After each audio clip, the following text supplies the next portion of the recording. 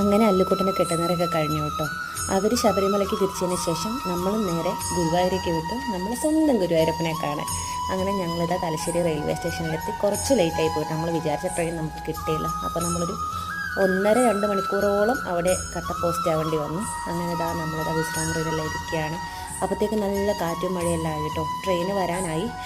അങ്ങനെ ട്രെയിനെല്ലാം എത്തുന്ന സമയത്തെല്ലാം നല്ല മഴ തന്നെയായിരുന്നു. അങ്ങനെ നമുക്ക് സീറ്റെല്ലാം കിട്ടി. നമ്മൾ നേരെ കുറ്റിപ്പുറത്തേക്കാണ് കേട്ടോ വന്ന് ഇറങ്ങിയത്. കുറ്റിപ്പുറം എത്തിയതിന് ശേഷം അവിടുന്ന് ഞങ്ങൾ ഗുരുവായൂരേക്കുള്ള ബസ്സിന് കയറി. മമ്മിയൂർ അമ്പലത്തിൻ്റെ അടുത്താട്ടോ നമ്മൾ റൂം എടുത്ത്.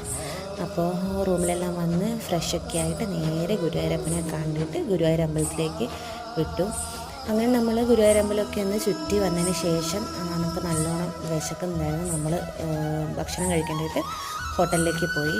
ഹോട്ടലിൽ ചെന്നേരം നമ്മളെ സ്റ്റാർ സിംഗർ ഫെയിം ശ്രീരാഗ് ഉണ്ടായിരുന്നു അവിടെ. ശ്രീരാഗിനെ കണ്ടു. പിന്നെ നമ്മൾ ആദ്യം അമ്പലത്തിൽ പോയി കേട്ടോ. ശീവേലിയെല്ലാം കണ്ടിട്ട്